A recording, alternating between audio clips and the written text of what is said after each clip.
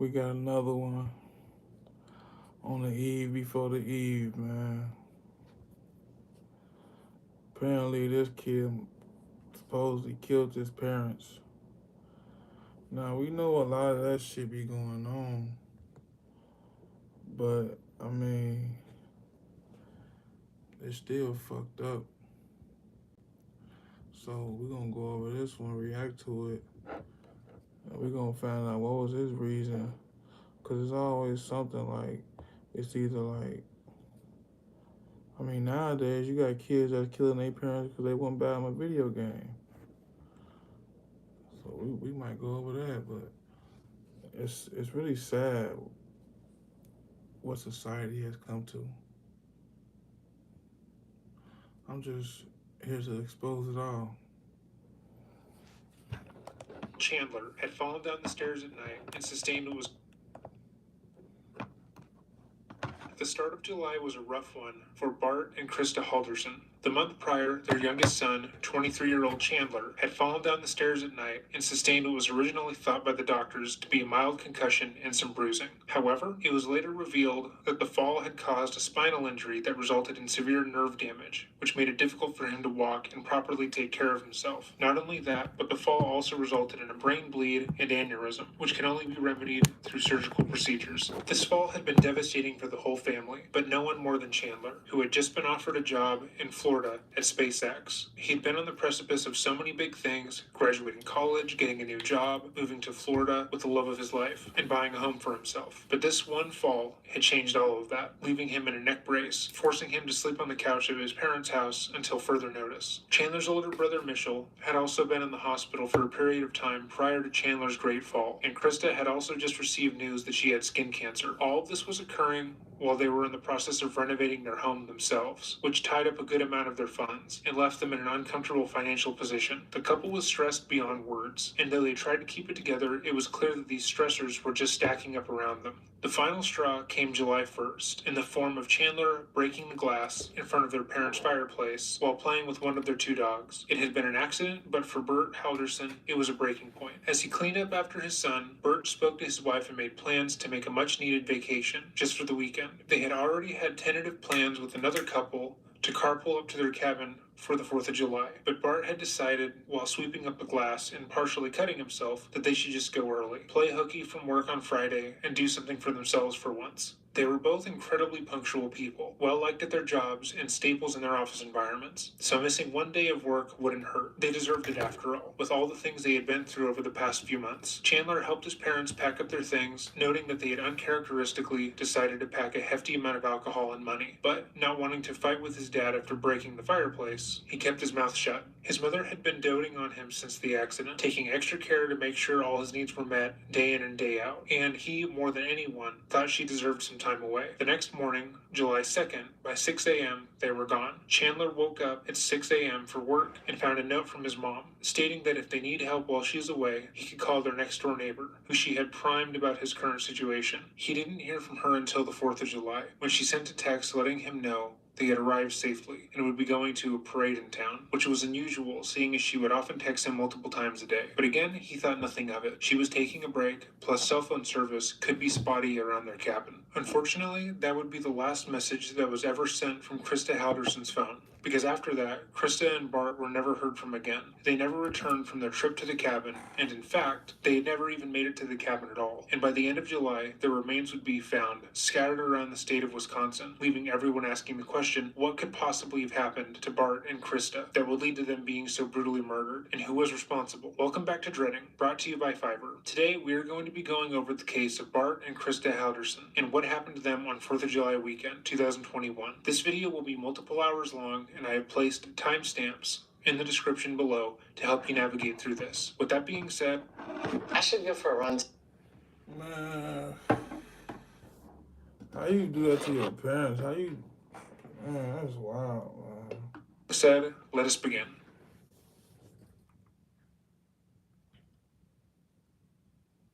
The Haldersons were like most families, in that they were outstandingly normal. They had their routines and their little quirks, but for the most part, they were the epitome of the people next door. Kind, courteous, and most importantly, good. Bart was the head of the house and worked as an accountant focused mainly on helping small businesses. He worked incredibly hard to provide for his family and was extremely successful. So the father of the house was an accountant, and he mainly helped small businesses out. At what he did. However, by stark contrast, he was also an insanely frugal man, choosing to take less in order to have more for the future. His mind was always on the future, paying for his kids' schooling, retirement, renovations, and he knew if he planned everything accordingly, he would be able to take care of his family for the rest of his life, which is all he ever really wanted. It was only recently that he decided to spend a little more time on himself and the family, with him deciding it was high time to renovate their home. But even in the renovations, he was frugal, choosing to continue to live out of the house while it was being worked on and opting to do some of the work himself, as he felt it was more cost effective. Krista Halderson was a much more hands-on parent and, according to Mitchell, could be classified as a helicopter mom. She loved her sons and made it a point to be fully present in their lives as much as they would allow. When Mitch and later Chandler had moved out of the family home to go to college, Krista made it a point to keep in near constant communication with them, texting them at least once a day, asking to be kept up to date on what was going on in their lives, and flooding their phones with pictures she had taken of their 2 dogs. That was just the kind of person Krista was. Krista seemed to care more than the average person, and was constantly trying to find a way to make things better for the people around her. In her job, she was known to go above and beyond to help solve customer issues, and her coworkers were often in awe of just how much she seemed to genuinely care, even while working with people who were less than kind. She was always in constant communication with people she cared about, family and otherwise. Her friends recalled how there was rarely a decision made in her life that they weren't aware of, simply because. So the mother of the house was a nice person, sweetheart, you know what I'm saying? I wonder what would make their son do some shit like that. She was so open with them. If she was going to go to the store, she would tell them. If she was going to try any recipe out, she would let them know. And if she was going to travel, they would be the first to hear about it. Krista was a people person and a sharer, and everyone who knew her never knew her to keep secrets. Bart and Krista had 2 sons, Mitchell and Chandler. Mitchell was 18 months older than Chandler. At the time of his parents' disappearance, he was living with his fiancée in a house they had purchased together. After graduating from college, Mitch had gone on to an incredibly well-paying job in the tech sector and had begun planning the rest of his life with the woman he was engaged to. He would see his family every now and then, usually a couple times a month. However, he was in the midst of growing his own family, so he wasn't as present in the family home. In June of 2021, Mitch had gone in for a checkup with his doctor and was diagnosed with type 1 diabetes and immediately hospitalized because his sugar levels were too high. While the doctors assured the family that he would be fine and he just needed to stay for a couple days at most, Krista and Bart dropped everything and immediately set about making sure he was as well taken care of as could possibly be. Krista stayed by his side through the entire ordeal, taking special care not to let him see how worried she was, so he wouldn't get upset. Even so, Krista would have to excuse herself in order to go outside and cry on the phone to her friends about how scared she was for her son. Their other son was Chandler. Unlike Mitchell, Chandler still lived at home with his parents. He had previously moved out his freshman year of college and lived in an apartment with some friends from high school. However, due to circumstances beyond his control, he was forced to move back in with them after about a year on his own, something that he personally didn't like. Unlike when he was growing up, his parents were charging him a small amount of rent to stay with them, in the hopes that this small amount of pressure would help him move out quicker. Chandler also found the house to be stifling, as his parents had rules for what he was and wasn't allowed to do. He argued that since he was an adult, he should be allowed to do more adult things. However, his father would rebut that, saying he was living under his roof, so he would have to follow his rules. Despite the slightly tense living situation, Chandler had been recently doing exceedingly well for himself. He was working remotely at an insurance firm called American Family in a salaried position that gave him enough earning to move out within a few months. He also volunteered with the Department of Natural Resources and the police in a search and rescue scuba team to help search for missing persons and bodies. At the same time, Chandler was taking courses at Madison Area Technical College, focusing on IT courses, as well as a course in solar paneling, and had just been hired to do work at SpaceX. He had already started working there remotely, but was planning to move down at the end of June. However, that all changed one night when he fell down the stairs trying to get to the bathroom. Despite his father only hearing a slight thud whilst in the other room, this greatly impacted Chandler's life. The initial diagnosis from the doctor was that Chandler had a slight concussion and maybe some bruising of the ribs and neck. However, his health would rapidly decline. He began to lose feeling in his legs, could no longer stand up for long periods of time, or lift anything that was more than 5 pounds. Upon further consultation, Chandler would report that he had a brain aneurysm and a brain bleed, that it was likely that he would become paralyzed from the nerve and spinal cord damage. and that he would eventually be fitted with a colostomy bag. Because of this fall, he lost everything. He was fired from SpaceX after they found a plethora of errors in his work after his fall. He could no longer focus on school because it caused his head to hurt, and his job at American Family was close to letting him go. He was frustrated, depressed, and more than anything, upset at what had become of his life. It seemed like nothing could possibly get any worse, that is, until July 1st. So all that shit going on, that don't mean you take it out on your parents, man. What's important to note is that everything I just told you about Chandler Halderson is a lie. A lie made and manufactured by Chandler himself. Chandler had been a promising young man at some point in his life. He graduated high school, he went off to college, moved out of his parents' home, and into an apartment with some friends, then promptly failed out of college, moved out of said apartment, and move back in with his parents. And while that is a reality for most young adults, figuring out their way in the world, Chandler saw that as an unacceptable failure. His brother had purchased and moved into his own home by the time Chandler was moving back in with his parents. He was working at a tech firm, proposing to his longtime girlfriend, and Chandler was jobless. And being told by his parents he wasn't allowed to hang out with his girlfriend past his curfew, he was left feeling degraded and shamed. Like his parents thought less of him, and like the world at large was judging him negatively, especially in comparison to his older brother. And so he began to make up lies. The first lie was that he was still in college. He had failed out of MATC a year prior, but he told his friends, girlfriend, and family that he was still attending classes online and doing incredibly well. He would make fake online course schedules, tell his girlfriend that he couldn't hang out during set days and hours as he was in class, and in some cases, fake entire school projects in order to convince them that he was really taking these intense computer courses. As time went on, this lie would only get bigger, with him approaching a graduation date that he would never have. And when his father asked to see his transcripts for tax purposes, it became even more of a problem that Chandler felt that he could solve, again, through lying. Using his home computer, Chandler made an email account for a college advisor named Daniel Spythe. From this account, Chandler, as Spythe, sent emails to his personal email account, asking how he could help and letting him know that they were rebuilding their entire system, and that's why he is having technical issues. Chandler then would respond to Spythe, talking about the issues he was having getting a hold of the transcripts, how this treatment was unacceptable and unprofessional, and wanting to meet in person to discuss this and gain access to them. When Bart would then ask Chandler about the transcripts and why he was unable to provide them, Chandler would show him the emails back and forth to himself, validating that it was some sort of system error with the college and that he was fine. Bart wasn't satisfied with that answer, though, and asked Chandler to be let into the email chain. That way he could advocate on his son's behalf. And Chandler, realizing that he didn't have a reason not to do so, added his exchange. After a bit of back and forth, Bart set up a meeting with Spythe via Zoom, a meeting that obviously could never happen because Spythe was Chandler. The day of the call, Spythe canceled, stating that a family member had contracted coronavirus and that he couldn't meet with him until further notice. This annoyed Bart, who called Spythe out for his unprofessional behavior and demanded to meet with someone in the department, even if it wasn't Spythe. At a certain point, realizing his dad was close to going down to the offices himself, Chandler bought a burner phone and gave Bart the number, saying it was his office line. They talked for a while, with Bart asking the same questions, demanding a meeting and more, and at the end of the call, Bart sent an email to his wife stating that Spythe sounded a lot like Chandler. At this point, over a year had passed with Chandler talking to his dad as a fake school counselor, and Bart was clearly losing his patience. He once again threatened to go down to the school himself to speak to someone if he couldn't get a meeting on the books. So Chandler made up a new character, Alyssa Brandt, also known as Alyssa Brandt, as Chandler would misspell her name from email to email. This man made up a person at a school, a counselor, act like he was arguing with them about his transcript, just so he can prove something to it, just so he can try to show his daddy that he going to school. Like,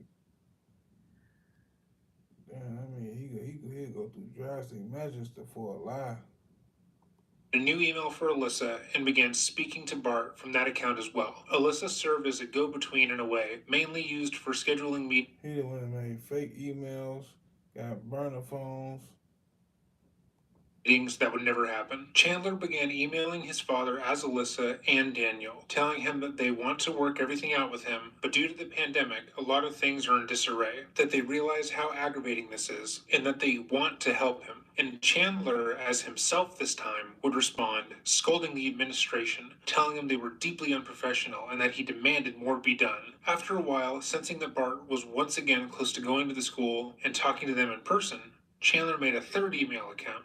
this time for a man named Aaron Hoover, who served the same purpose as Daniel Spieth. He then began to lie to his friends and family about being a rescue diver for the Department of Natural Resources in the Madison Area Police Department. He did know how to scuba dive, as his uncle had taught him previously, and was a rescue diver. However, neither the DNR or Madison Area Police Department had a rescue diver team, nor would they ever use volunteers for that kind of position. However, according to Chandler's lies, that was a volunteer position, and with his father telling him to pay rent to continue living there, Chandler made up a new lie, this time being that he worked for an insurance company called American Life. Oddly enough, this would mirror what his brother was doing in his own career, working IT for a company that was paying him well enough to buy a home and start a family. Chandler went on to brag about this position, talking about how much they were paying him, how his position is salaried, and how he could work from home and more. Chandler was dedicated to his lie and put in an actual effort to make it appear as if he was in fact working. Every morning he'd wake up at 6 and proceed to start his fake job. He would hop on virtual meetings, discuss the day's work with his managers, and setting about doing what they required of him. He also informed his girlfriend that he was working, so during certain times of the day, they couldn't hang out and he would remain unavailable to her. So, with Chandler going the extra mile, every day talk to people about programming and technical problems, but these weren't his employers. These were friends he made while gaming, friends who were comfortable pretending to be his co-workers while his parents were within earshot of him. He would then spend the entire day in his room gaming with them, while his family thought he was actively working. But fake jobs don't pay, and Bart was telling Chandler that he needed to get a job to pay rent, which he still could not do. So he began to lie as to why he had no money, despite having a well-paying job. They messed up my payroll, he would say. They put me in as working hourly, when I am a salaried position, so HR needs to fix this before I can get my check. That worked for a couple weeks before it became, I messed up the direct deposit form and put in the wrong bank account information, so it has to bounce back. And then they He just lied and lied and lied and lied and lied.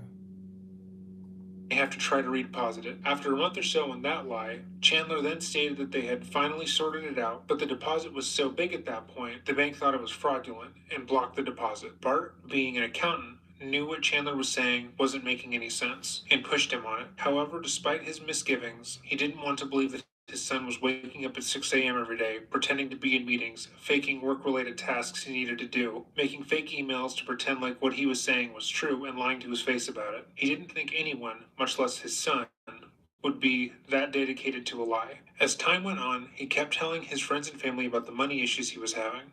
It became clear that they were getting fed up with the situation, and so he too appeared to be fed up. He began to speak disparagingly of a job that he had previously said was amazing, poorly run. They are unprofessional. He couldn't stand it there, but he needed to stay on until the money situation was settled. The moment they had got him the money, he would be quitting. And in fact, he was already looking for another job, a job that was more attuned to his wants in life. Enter SpaceX. Chandler began telling people that he had applied on a whim to work for SpaceX, and they had responded, impressed with his resume. He had gotten multiple interviews with different recruiters, all of which told him the same thing, that he would be an amazing recruit and that they would love to have him on board. For over a month, he told his girlfriend about the different interviews, tests, and email that he had to do in order to apply to the program, until he finally told her that he got the job and that he would be moving to Florida at the end of June. He gave her dates, told her to put down a payment on an apartment already, and told her that he would fly up to see her every weekend, and eventually she would move in with him. They had even sent him some work to do remotely, work that he would be paid for, unlike at American Family. This, for all intents and purposes, was Chandler's way out. He had lied about so much to his parents, about the transcripts, the job, the diving, the school. If he could just find a way to move out by the time he was supposed to go train for SpaceX, everything would be fine. All his problems, all the lies, he could let them go and start fresh. But he hadn't been offered a job. He never even applied for one. By this time, so many lies had been built up on each other that if one was even exposed a little bit, they all would be. And then, almost like divine intervention, his brother ends up in the hospital. His brother, with his home and his money, was now being doted on and tended to by their parents, without complaint. His mother had dropped everything in order to take care of him, and it seemed like every single responsibility Mitch had was gone. His Man, this dude seems like he a pathetic motherfucker, man. Real. parents no longer cared about how much money he was making or what he was going to do with his life. They just wanted him to get better, and they'd wait on him hand and foot until that happened. After his brother had gotten out of the hospital with a clean bill of health, Chandler decided that this was going to be his way out. He knew he couldn't pretend to have diabetes or anything that could medically be tested for, so after a little bit of research, he opted to a fake concussion. While concussions are serious and alarmingly common, there is no medical test that conclusively determines if a person has one, and they require an amount of self-reporting. Of course, there are signs that one might be concussed. However, the signs are not outward, meaning that they can only be felt, not seen. Doctors have to go by what their patients are saying they feel and hope their patient is being honest. If a patient comes in and states that they hit their head, they are feeling dizzy and lightheaded, and they are having a hard time focusing sense, chances are they will be diagnosed as having a concussion. So, on a night where Chandler was alone with his dad in the house, he fell down the stairs. The extent of his fall is unknown. Bart described hearing a loud thump, despite how devastating and hard Chandler would claim his fall would be. He stayed at the bottom of the stairs until his dad came out and told him that he had fallen down the flight of stairs and hit his head. Immediately, Bart drove him to the emergency room. All the while, Chandler complained of rib and head pain that was incredibly severe. The doctor checked him for any sign of head trauma, gave him some scans, and concluded that at most he had a mild concussion, but nothing too serious. All of their tests and x-rays came back showing no physical trauma, and he explained to Chandler that he probably wouldn't need anything stronger than an over-the-counter pain reliever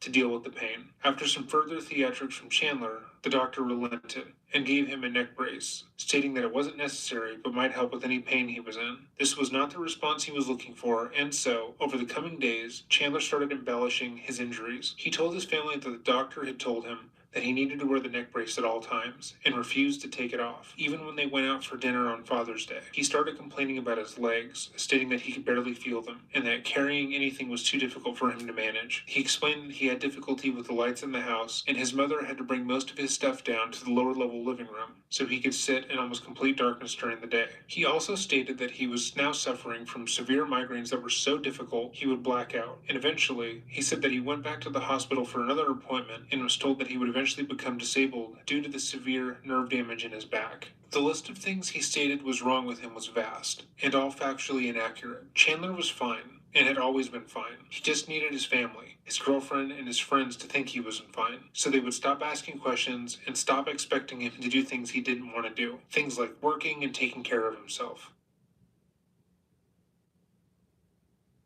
Unfortunately, his fake head injury didn't turn out the way he thought it would. Despite telling his father that he would most likely no longer be able to live on his own, that he would become paraplegic, and that he needed invasive head surgery, his father was still emailing MATC and American Life, trying to figure out what was going on with Chandler's transcripts and Chandler's paychecks. He was still being asked for specifics, and Chandler was having a harder time coming up with answers. If anything, his injury did the opposite of what he thought it would do, with his dad even more invested in getting things sorted out for his son. Luckily, he could pretend to have a headache and need to lie down whenever he was asked about a hard question, but he knew that he could only do that for so long. He needed a new out, and so he began working on his girlfriend Kat's mother, Dulce. Dulce and Chandler had become close over the years, and she already knew him as her son-in-law. When he told her that he had been hired to work for SpaceX, she took him out to lunch to celebrate, and he would often tell her that he felt closer to her than his own parents. As time went on, Chandler slowly started poisoning Dulce towards his family. He would tell her that his parents didn't want Kat to come over, and that she wasn't welcome in the house anymore, for some unknown reason. He would tell them that his parents were too strict with him, and that they didn't care about him. He was slowly and methodically priming her to pity him, and want to take him out of such a harsh situation. And it was working.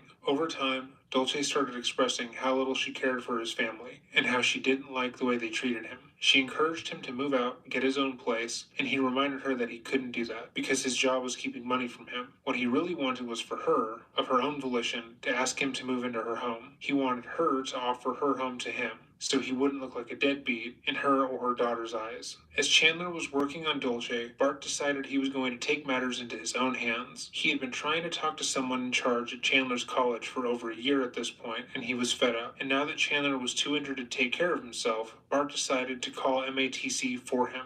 On June 29th, Bart called the college, pretending to be Chandler, and spoke over the phone with the representative, Omar Job. The contents of this phone call are public, and I will link the YouTube video with them in the description box down below. But for brevity, we won't play them here. On this call, Bart described the year of back and forth, how the school has been refusing to give him the transcript, and how frustrating it's been, only for Omar to inform him that Chandler hadn't been enrolled in classes for a while, that the job he had at American Life, the job Chandler said he got via an internship from college, didn't even exist, and that absolutely no one by the name of Daniel Spaeth, Alyssa Brandt, or Aaron Hoover had ever worked here. The entire phone call is 15 minutes in length, and you hear Bart slowly realize how many lies his son had been telling him and how far he had gone to lie. Almost everything Chandler had told him over the past year had been false, and all of this was done in an effort to play video games and avoid any responsibility. And so, Bart texted his son, "I spoke to Omar Job," letting his son know that he had spoke to the school for the first time on his own. He then stated he had set up a campus meeting with him in Chandler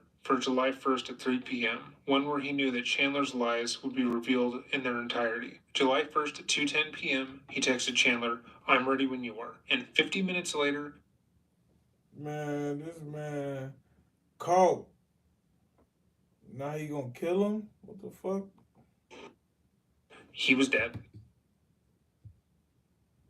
What happened from that point on is unknown. Chandler hasn't given his side of the story. He has never made a public statement about the killings at all. And all we have is a basic speculation from the evidence available to us, because Chandler was feigning a severe head injury and had told his peers that he couldn't drive because of it. It is assumed that Bart drove home to pick Chandler up, and at some point while inside the home, Chandler shot his father multiple times in the back with a gun he got from a friend online about a year prior. It is unknown how many times Bart was shot, how quickly he died, or if anything else was done to him prior to his death. We only know that he was shot and died sometime after 3 p.m. After he had killed his father, Chandler texted his mother, who was at work, stating that Bart's phone had died and to bring home some soda for him. Krista responded K, with a smiley face. On her neighbor's security camera, she was seen entering the home, after which she is never seen again. How Krista died is unknown, and it will become apparent why as we continue. With both his parents dead, Chandler set out to hide what he had done. In his mind, the only way he was going to get away with this is if his parents were made to look like they willingly disappeared. They were stressed about everything going on, and they had left that morning with a bunch of liquor and cash and were never heard from again. He had previously told his girlfriend that his parents were planning to be away for the weekend already, so he changed the story a bit to account for the extra day. When his mom's work contacted him because they didn't know where she was, and she had never missed work, he let them know that she left early that morning with some friends and left a note, telling him that if he needed anything, to call the neighbor. Ironically, that note was written by his mom a few days earlier, because she had to go to work and was worried about his ability to take care of himself with his fictitious injuries. But he still had the bodies and needed to get rid of them. But burying them or disposing of them could lead to their later discovery and them finding out their actual time of death. It would be best, he thought, if he could simply make the bodies disappear without a trace, and so he decided to try to burn them, destroying his parents completely. He began cutting up the bodies using everything that was available to him in the house. A pair of common household scissors, a handsaw, and an axe were all used at various points. After cutting up the remains as best he could, he started a fire in the home's fireplace, hoping that it could burn their bodies fully. However, the average fireplace is not capable of completely incinerating the human body, especially. He trying to burn their bodies in their own fireplace. Their own son. Fatty areas in the thicker parts of the bones. The extreme temperature needed to incinerate a human completely is not something that any fireplace could manage while making it safe to use in the average household. This left Chandler with a problem he tried to solve using Google. Chandler looked up how to make fires stronger and found that by introducing more oxygen into the fire, it would burn faster. This was a method used in crematoriums and machines specifically engineered to do just this. But Chandler thought he could replicate it easily at home. He got a box fan from somewhere in the house and pointed it towards the fireplace that was burning the heads of his mother and father, and the fire quickly outgrew the fireplace, breaking open one of the glass panels and causing the paint over the panels to bubble and burst. The slight explosion resulted in Chandler's big toe being cut by hot glass, at which point he decided that burning his parents wasn't working. The explosion was also caught on the security footage from a neighbor who happened to have their cameras facing the house that night. After bandaging his toe, stopping the fire, and cleaning up the glass, Chandler started coming up with a new plan. He seemed to realize that what he was doing wasn't working at all, and that completely destroying the remains in his family's fireplace was a bad idea. But he still had to deal with the remains of his parents. In order to give himself a bit more time, Chandler, sans the neck brace, drove himself to the Quickie Mart near his house and got a couple of pounds of ice so that he could place the remains of his parents in the basement freezer until he was able to think of a better plan. That all took place between the evening of July 1st and the morning of July 2nd. All the while, Chandler was texting his girlfriend. Chandler hadn't been able to see his girlfriend for 2 weeks. They had made plans to hang out during the holiday weekend because Bart and Krista had been planning on celebrating at the cabin without him. The original plan was that Kat was going to come over, spend the entire weekend at the Halderson home, hanging out and taking care of Chandler. However, due to the horrific murder he had committed within the home, Chandler quickly changed their plans. He told Kat that his parents left him with a long list of chores that he needed to complete before their return. These chores involved deep cleaning of certain surfaces, fixing the fireplace, and more. He told her that she could still come over after work with dinner and to have sex with him, but now she couldn't stay the night because of the hefty amount of chores they had given him and wanted him to do before the weekend. This struck Kat as odd, especially since she could have helped with the chores, but nonetheless, she obliged. Before she came to the home, he had her pick up some more cleaning supplies and hydrogen peroxide, explaining that the night before he had cut his foot open and was bleeding throughout the home. When Kat eventually arrived at the home, equipped with food and the cleaning supplies, she noticed that there was a smoky smell throughout the house. Once again, Chandler had a perfectly reasonable explanation for it. He said that while playing with the dog the other night, they had accidentally broken open the fireplace, which caused the smoke smell to fill the home. Fireplace being broken, as well as the cut on his foot, coincided with his story, so Kat thought nothing of it. She ended up sleeping over, despite Chandler's wishes, in the same room as the fireplace where Chandler had burnt his parents' bodies. But she didn't stay long, because the next day at 6:55 a.m., she ended up leaving the home at Chandler's insistence. Again, he made it clear that he needed to spend some time that day doing chores around the house, and wanted to get them done before the weekend, so he could spend more time with her and her family. However, as we know, Chandler didn't have chores. He had to clean the entire crime scene and dispose of his parents' dead bodies. July 3rd,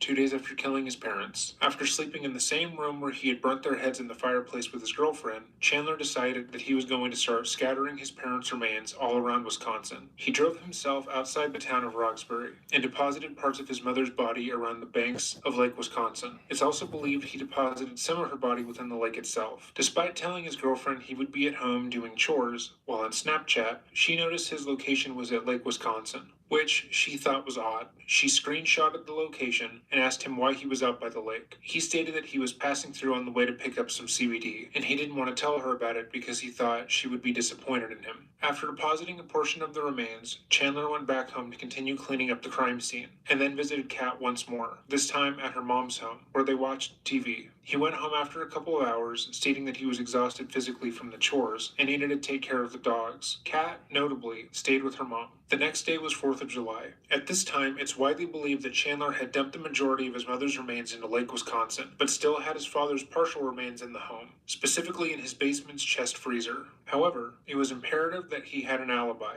for the weekend in order to escape suspicion when he eventually reported his parents missing. He made plans to spend the day with Kat and her family at her mother's partner's farm. This farm was located in Cottage Grove and is a spacious 40-acre property and backed up into a forest. Chandler had spent some time with Kat at this farm beforehand. However, on this day, while walking with Kat, he realized that the forest that surrounded the home would be perfect for disposing of what was left of his father. As they spent the day with Kat's family, Chandler spoke to Cress, Kat's mother's girlfriend, and talked about how his physical health had been deteriorating since his fall. He explained to her that he was losing mobility in his legs and soon would have to undergo head surgery in order to live, and that he was in a bad place mentally. He told her that he felt that he could probably benefit physically by using her pool that was located on the property, and if this would be okay for him to come back sometimes and use it. Cress, being the primary caretaker of her elderly father and her brother, and knowing how difficult someone's physical deterioration can be, said sure, and provided him with her cell phone and a landline number. That way, he could call before coming over. At the end of the night,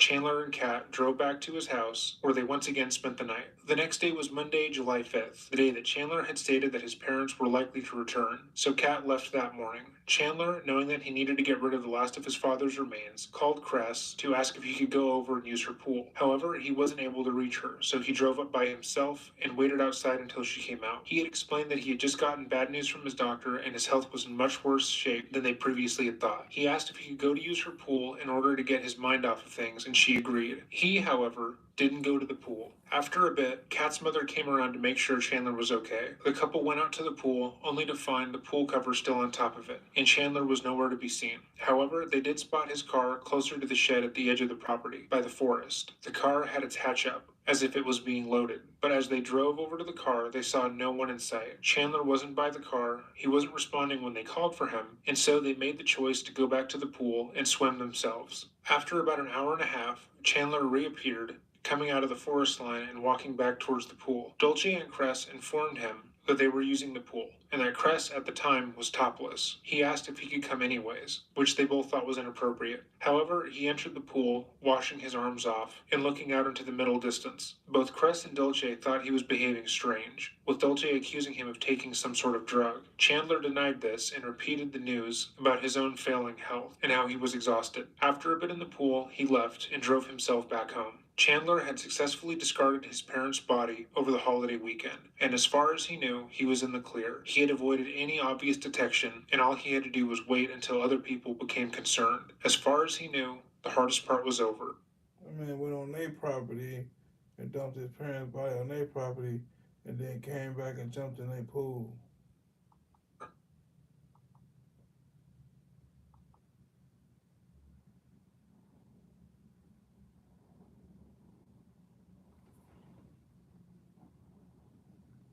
That man real life got some, he definitely, his head definitely fucked up for real. For him to come up with all these lies about being in school, having jobs, and then when his parents figure all that shit out, now, oh shit, I gotta kill him now?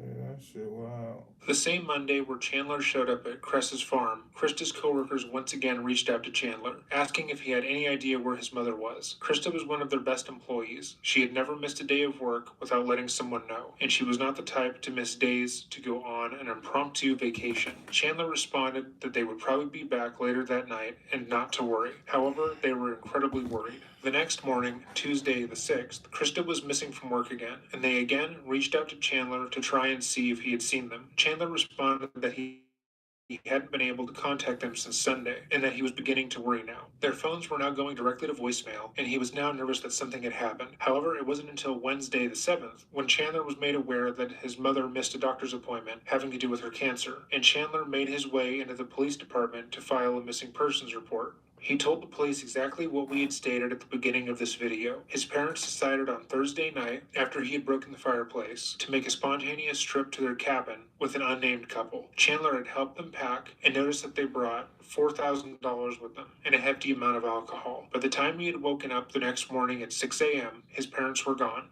leaving a note of phone numbers in case he needed help. After filing the police report, Chandler was asked to appear on multiple news broadcasts to try and see if anyone in the area had seen them that weekend. However, Chandler asked not to be shown on camera. Bart and Krista Halderson of Windsor had plans for the 4th. Their plans were going up with their friends and do some minor repairs on our cabin. That cabin is some 3 hours away from Windsor on a lake in a small community in Langlade County. Did you literally see them pulling out of the driveway heading out? No. Their son, Chandler Halderson, who asked to be off camera, says whoever his parents were traveling with from this neighborhood were to do the driving. He says he received a text from his mother. She got back to me on Sunday, said they made it safely. That's the last he's heard from his parents. The sheriff said it looked like there wasn't anyone home. Family and friends hope the Haldersons' unexpected extended time away is just that, and not a sign they're in trouble. All I would really want to ask you is just if there's any information that you feel like would be worthwhile for us to share, anything that you feel like is important for us to share, just anything like that of that nature. So My last message I got from them, they were going to White Lake for the 4th of July. There's some festivities that go around there, you know, better drink prices at bars, stuff like that for, White Lake, Wisconsin. Other than that, their plan, or to my knowledge, they're going to Langlade County to a cabin, their cabin. Along the way, they could have stopped many places. I wouldn't know all of them. But it's about 3 hours north of Madison, or Dane County. And they left then a week ago today, on the 1st? Friday morning. So that would have been the 2nd, right, of July when they left. And that's the last you'd heard of them. Yes, it is. And then, was it yesterday that you called the sheriff's office, or someone with your family called the sheriff's office just to... I go back on that. I actually got a text from them on Sunday telling me they were going to White Lake. Okay. I don't know when the text was sent because of reception issues that they would have, and they usually turn their phone off because of pay for roaming. Yeah. It could have been whenever they sent that message that they made it safely, and they're going to White Lake for the 4th. Okay. So. Yeah.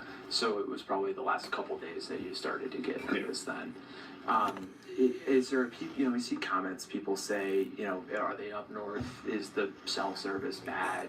Could they, just not be able to get a hold of? Is there anything that you feel like is kind of going on here that leads you to be a little bit more nervous that that's not the case? My aunt went up there and was able to call me while she was at the cabin. Okay. So she was able to call me. I don't know what provider she's using, but U.S. Cellular would take up most of Wisconsin, so they'd be able to call today. Because this weekend it was packed. I get that, packed. Maybe the weather wasn't great for messaging.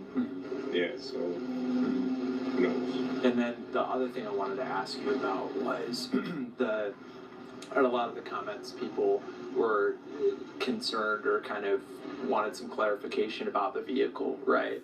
Because the reports from the sheriff's office say they didn't have a car, or there wasn't a car with them. They were picked up by their friends, who I never got the name of, and I assumed it was someone I was aware of, like the close neighbors of theirs up the street, or their best friends down on the east side. So that's what I assumed. I never really asked any further into it. And so they got picked up, and they all went up there by another couple. Picked up here? Yeah, here at my house. Okay. Before I woke up, they had everything packed up. Jeez. And you don't know who? Jeez. That has happened before, where they just kind of head out before I leave, or I wake up. I'm a heavy sleeper. I'm on a schedule. I wake up at 6 to feed the dogs, and they were out before 6. Beat the rush to get to the north. So. Chandler, despite not appearing on camera, seemed in high spirits. He stated that he felt as if his parents would be found alive and well. His theory was that maybe they had just stopped off at a casino on their way back home, and time got away from them. Man, dude, sick as hell, man. But we gonna get back to this tomorrow. Like, subscribe, do all that YouTube shit, man.